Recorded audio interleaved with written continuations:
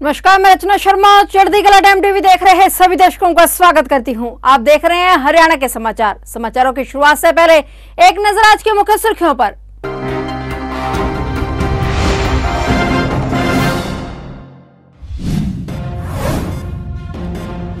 Kashi Vishwanath corridor की तरह दिखेगा माता मनसा देवी मंदिर। सीबीआरआई रुड़की ने तैयार किया खाका। 108 फीट ऊंची हनुमान जी की बनेगी मूर्ति।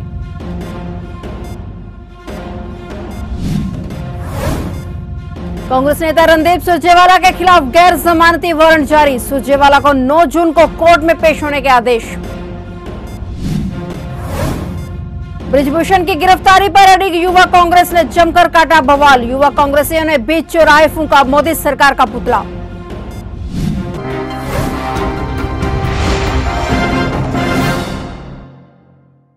और अब समाचार विस्तार से। पंचकुला के माता मनसा देवी मंदिर को काशी विश्वनाथ मंदिर कॉरिडोर की तर्ज पर बनाया जाएगा। इसके लिए central building research institute Roorkee Uttarakhand द्वारा इसका खाका तैयार किया गया है। हरियाणा के मुख्यमंत्री मनोहर लाल ने इसको लेकर अधिकारियों और केंद्रीय भवन अनुसंधान संस्थान रुड़की के प्रतिनिधियों को जल्द से जल्द श्री माता मनसा देवी मंदिर और शयन स्थल को भव्य रूप देने के निर्देश दिए। मुख्यमंत्री अपने निवास स्थान संत कबीर कुटीर पर माता मनसा देवी शयन स्थल पंचकुला के जीर्णोद्धार और मास्टर प्लान के संबंध में अहम बैठक की अध्यक्षता कर रहे थे। श्री माता मनसा देवी शयन स्थल के जीर्णोद्धार को चरणबद्ध तरीके से किया जाएगा और सरकार का उद्देश्य इस क्षेत्र में हेरिटेज टूरिज्म को बढ़ावा देना है। हरियाणा के अस्पतालों से अब स्वास्थ्य अधिकारी और कर्मचारी गैर हाजिर नहीं रह पाएंगे। इसके लिए स्वास्थ्य मंत्री अनिल विज ने राज्य के सभी सिविल अस्पतालों, सीएससी और पीएससी में बायोमेट्रिक मशीनें लगाना जरूरी कर दी हैं। गृह मंत्री विज ने निर्देश दिए कि जहां मशीनें नहीं है वहां तत्काल लगाई जाएं और जहां मशीनें खराब पड़ी हैं वहां सही करवाई जाएं। इसके साथ ही अस्पताल में अधिकारियों और कर्मचारियों का मूवमेंट रजिस्टर भी लगाया जाए। विज ने चंडीगढ़ में स्वास्थ्य एवं परिवार कल्याण विभाग के अधिकारियों के साथ एक समीक्षा बैठक की और बैठक के दौरान उन्होंने स्वास्थ्य विभाग के अधिकारियों को निर्देश दिए कि वे प्रदेश में संचालित की जा रही स्वास्थ्य सेवाओं और व्यवस्थाओं के निरीक्षण के लिए संबंधित अधिकारियों की ड्यूटी लगाएं और समय समय पर औचक निरीक्षण कर रिपोर्ट उन्हें पेश की जाए। इसके अलावा उन्होंने अधिकारियों को निर्देश दिए कि प्रत्येक अस्पताल में नशा मुक्ति केंद्र स्थापित करने के कार्य को जल्द से जल्द पूरा करें और जिन जिलों में प्राइवेट नशा मुक्ति केंद्र संचालित किए जा रहे हैं उन केंद्रों की जाँच भी की जाए। पहलवान खिलाड़ियों के आरोपों का सामना कर रहे भारतीय कुश्ती संघ के पूर्व अध्यक्ष और भाजपा सांसद बृजभूषण शरण सिंह को अयोध्या में रैली करने की अनुमति नहीं मिली। इसके बाद अब वो अपने संसदीय क्षेत्र में ताकत दिखाएंगे और इसी के चलते वह करनैलगंज में 11 जून को बड़ी रैली करेंगे, जिसके लिए तैयारियां भी शुरू कर दी गई हैं। इस रैली में बृजभूषण लोगों से बातचीत कर उनका समर्थन लेने की कोशिश करेंगे। इससे पहले वो अयोध्या में एक बड़ी रैली करना चाहते थे, लेकिन सरकार की तरफ से उन्हें इसके लिए अनुमति नहीं मिली। बता दें कि बृजभूषण शरण सिंह का संकट बढ़ता ही जा रहा है, जिसके चलते बीजेपी के नेता अपने पक्ष में समर्थन जुटाने में लगे हुए हैं। उधर उत्तर भारत की खाप पंचायतों ने बृजभूषण शरण सिंह की गिरफ्तारी के लिए 9 जून तक का अल्टीमेटम दे दिया है। अब देखना यह है कि यह मामला क्या मोड़ लेता है। वाराणसी के एमपी एमएलए कोर्ट ने कांग्रेस नेता रणदीप सुरजेवाला के खिलाफ गैर जमानती वारंट जारी किया है। सुरजेवाला को 9 जून को कोर्ट में पेश होने का आदेश दिया गया है। 23 साल पुराने मामले में हाजिर नहीं होने पर कोर्ट ने सख्त रुख अपनाया। बता दें कि 23 साल पहले जिला मुख्यालय में विरोध प्रदर्शन और सरकारी संपत्तियों को नुकसान पहुंचाने के आरोप में वाराणसी कोर्ट में सुनवाई चल रही है। इस मामले में रणदीप सुरजेवाला भी आरोपी हैं। कोर्ट ने इसी मामले में उन्हें हाजिर होने का आदेश दिया है। 21 अगस्त 2000 को रणदीप सुरजेवाला ने प्रदेश अध्यक्ष एसपी गोस्वामी और अन्य कार्यकर्ताओं के साथ मिलकर जिला मुख्यालय पर प्रदर्शन किया था। आरोप है कि उस दौरान उन्होंने अन्य कार्यकर्ताओं के साथ मिलकर कमिश्नर ऑफिस में घुसकर तोड़फोड़ के साथ ही दस्तावेजों को नुकसान भी पहुंचाया था।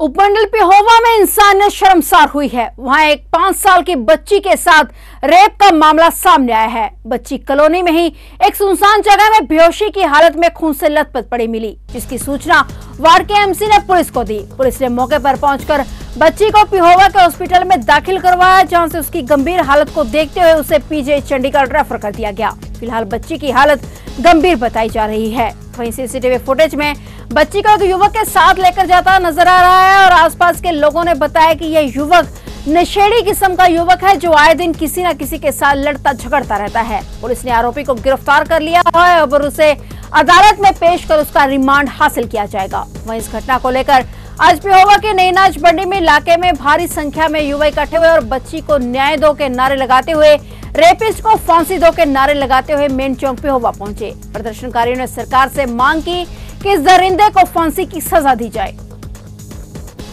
वार्ड नंबर 4 में एक बच्ची के साथ ये घटना घटी थी। ये बच्ची 5 साल के करीब की है, जो इसके आधार पर FIR रजिस्ट्रेशन की गई और CCTV फुटेज के आधार पर आरोपी का पता किया गया। जो नाम पता नामालूम आरोपी का असल नाम विक्रम और विक्की वासी बागल है, जिसको माननीय पुलिस अधीक्षक महोदय की टीम गठित की गई थी, जिन्होंने आज इसको आरोपी को काबू किया है, जिसको कल पेश अदालत किया जाएगा। यमुनानगर में जिला कष्ट निवारण समिति की बैठक हुई। राज्य मंत्री कमलेश ढांडा की अगुवाई में करीब 15 समस्याओं को रखा गया, जिनमें 11 का मौके पर ही निपटारा किया गया, जबकि 4 पेंडिंग रही। इस दौरान राज्य मंत्री कमलेश ढांडा ने पहलवानों के मसले पर भी प्रतिक्रिया जाहिर की। उन्होंने बालू खाप समेत कई खापों की नाराजगी को लेकर कहा कि महिला पहलवानों को लेकर एक कमेटी का गठन किया गया है, वो पूरे मसले पर नजर रखे हुए हैं। कमेटी जो निर्णय लेगी वो मान्य होगा। मामला फिलहाल कोर्ट में विचाराधीन है।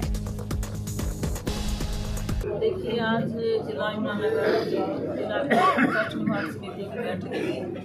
इसमें 15 शिकायतें थी, 11 का मौके पे निपटारा हो गया है और 4 पेंडिंग है, वो अगली मीटिंग के लिए रखी गई। और इसमें पुलिस विभाग की शिकायतें थी, बिजली विभाग की शिकायतें थी, नगर निगम की शिकायतें थी और पंचायत विभाग की शिकायतें थी। तो इस तरीके से कई विभागों की शिकायतें थी। तो का समाधान इसमें मैम जो एक मुख्य रूप से शिकायत आई, जिसमें अप्रूव्ड अनअप्रूव्ड को लेकर, इस तरह निगम में कई प्रॉपर्टी ID इस तरह के भी दिखते हैं, तो उसके लिए क्या करने जा रहे हैं? देखिए, आपके सर्वे के लिए बोल दिया है, इसमें इसका सर्वे होगा। सर्वे में जो भी निकल के आएगा, उसको जो अनअप्रूव्ड है उसको अप्रूव में लेने की जो बात है, इसको जल्दी ही पूरा करेंगे और वहाँ का जो पार्षद है और एक मेंबर को साथ में लगाकर इसका सर्वे करने का काम करेंगे। इसमें मैम जो महिला खिलाड़ी दिल्ली बैठी हुई है, तो यहाँ पर जो पंचायत है, बालू की भी पंचायत है, या खापों ने कह दिया है कि BJP JJP को बढ़ने नहीं देंगे यदि वो न्याय नहीं दिलवाते। देखिए, ये इसका तो कमेटी बना रखी है। कमेटी का जो निर्णय होगा, जो उसमें निकलेगा, उस पर करने का काम करेंगे। और ये हमारे पीछे केंद्रीय मंत्री जी ने भी बोला, उनके कहने से एक कमेटी बनी थी और उस कमेटी की जो भी रिपोर्ट आएगी, रिपोर्ट पर आगे उस पर कार्रवाई होगी। और ये इसमें कोर्ट में भी मैटर है, उस पर भी इसका जब भी कोई कार्रवाई की जाएगी। और जो आप कह रहे हैं खाप पंचायतें में, कल भी मेरी विधानसभा में जाके आई, कोई ऐसी बात नहीं है। खाप पंचायतों का और उसका ये तो रूटीन में चलता रहता है। और खिलाड़ी हमारा देश का मान सम्मान है, उन्होंने हमारे देश और प्रदेश का नाम रोशन किया है। ब्रिजभूषण शरण सिंह के खिलाफ पहलवानों के आंदोलन के समर्थन में हरियाणा के सोनीपत जिले में आज एक और बड़ी महापंचायत हुई। मंच पर भारतीय किसान यूनियन के अध्यक्ष गुरनाम सिंह चडूनी भी पहुंचे। बताया जा रहा है कि इस महापंचायत में चडूनी ने बड़ा फैसला लेने के संकेत दिए हैं। उन्होंने साफ किया कि पहलवान जो भी चाहेंगे उनकी इच्छा के अनुसार ही निर्णय यहाँ लिया जाएगा। गौर रहे कि पहलवानों के संघर्ष को लेकर 3 दिन में हरियाणा में यह दूसरा बड़ा आयोजन है। इससे पहले कुरुक्षेत्र में हुई खापों की पंचायत में बाकायू के राष्ट्रीय प्रवक्ता राकेश टिकैत भाजपा सांसद और ब्रिजभूषण शरण सिंह को गिरफ्तार करने के लिए केंद्र सरकार को 9 जून तक का अल्टीमेटम दे चुके हैं। ब्रिजभूषण की गिरफ्तारी को लेकर पहलवानों का समर्थन करते हुए युवा कांग्रेस ब्रिजभूषण की गिरफ्तारी पर अड़िग हुए हैं, जिसके तहत युवा कांग्रेसियों ने जमकर सरकार विरोधी नारे लगाए तथा नेहरू पार्क के सामने पहुंचकर बीच चौराहे मोदी सरकार का पुतला फूका, जिससे तीनों और वाहनों की लंबी कतारें लग गई। हालांकि किसी भी स्थिति को नियंत्रण में करने के लिए बड़ी संख्या में पुलिस बल भी मौजूद रहा।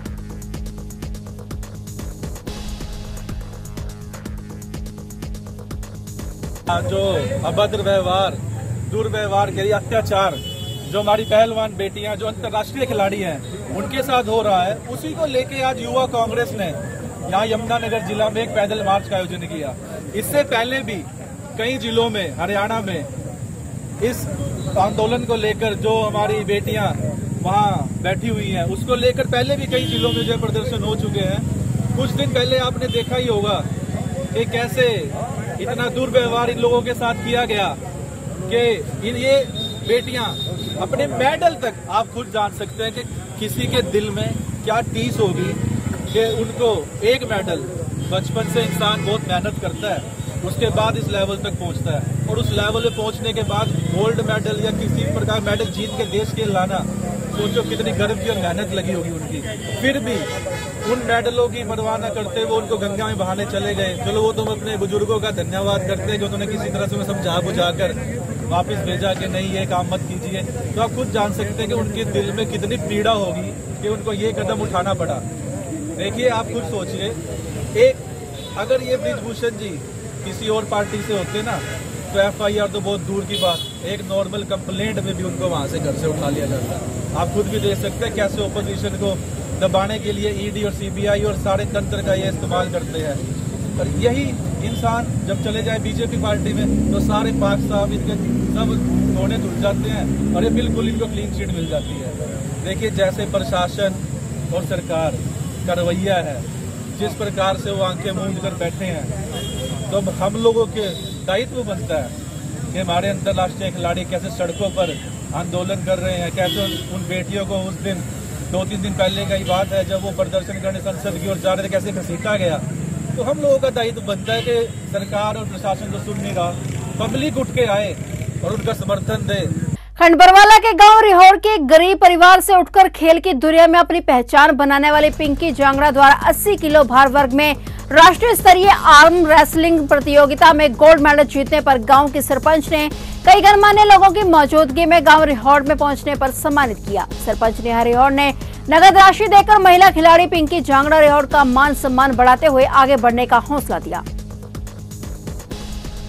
मेरी बचपन से एक इच्छा थी, मैं कुछ करना चाहती थी, कुछ अलग करना चाहती, लेकिन सभी को पता है गरीबी बहुत बुरी चीज होती है। किसी के अरमान दब के रह जाते हैं, किसी के निकल जाते हैं। और मैं तहे दिल से शुक्रिया अदा करती हूँ मेरे जीवन साथी मिस्टर राजकुमार जी का, जिन्होंने मेरा इतना साथ दिया है। जैसे जैसे गर्मी बढ़ने लगी है, आग लगने का सिलसिला भी जारी हो चुका है, जिसके चलते यमुनानगर के पौष इलाके मॉडल टाउन में घरों में प्रयोग होने वाली गैस के पाइप में आग लग जाने से आग की लपटें फैलने लगी। आसपास के घरों के लोग बाहर निकल कर आए तो देखा गैस पाइपलाइन में आग लगी हुई थी। पुलिस को सूचित किया गया तो वहीं फायर ब्रिगेड की 2 गाड़ियां मौके पर पहुंची और आग पर काबू पा लिया गया। उन्होंने कहा कि एक बड़ा हादसा होने से बच गया। जैसे पाइपलाइन में आग लगी थी, बड़ा हादसा हो सकता था, वहीं आग लगने से बिजली के तार और मीटर भी जलकर राख हो गए। आग पे काबू पा लिया, काबू पा लिया। पीछे से सर्विस डायरेक्टर के जो पीछे का वाल होता है उसको बंद किया गया। अगर आते ही आग बुझा देते तो आग चारों तरफ फैल जाती, उसकी गैस जो है चारों तरफ फैल जाती। गैस को कंज्यूम हो रही थी, साथ साथ खत्म हो रही थी वो। तो पीछे से जब उसका मेन वाल बंद किया गया तो आस्ता आस्ता वो गैस सारी निकल गई और आग बंद। उसके बाद हमने कूलिंग कर दी। कंपनी वाले जो भी हैं भारतीय पेट्रोलियम के तो बंदे पहुँच गए थे मौके पर, उन्होंने जाके अपना मेन वाल बंद किया, जिससे कि गैस बंद होगी। पीछे से आनी जो पाइप में थी वो खत्म होगी। और कौन सी कंपनी की पाइपलाइन है ये? भारत पेट्रोलियम। तो क्या लगने का क्या काम रहा? क्या अब आग लगने का तो ये जैसे आसपास वाले बता रहे हैं जी, यहाँ पर जो घूमती हैं मांगने वाली वो बीड़ी सिगरेट यहाँ तो उन्होंने पत्तों में फेंकी है तो उसकी लगी है। बाकी तो जांच करने के बाद पता लगेगा। फिलहाल रहने के समाचारों में इतना ही, और नए समाचारों के साथ फिर से हाजिर होंगे। तब तक के लिए देखते रहिए चढ़ती कला टाइम TV और अब मुझे दीजिए इजाजत। धन्यवाद।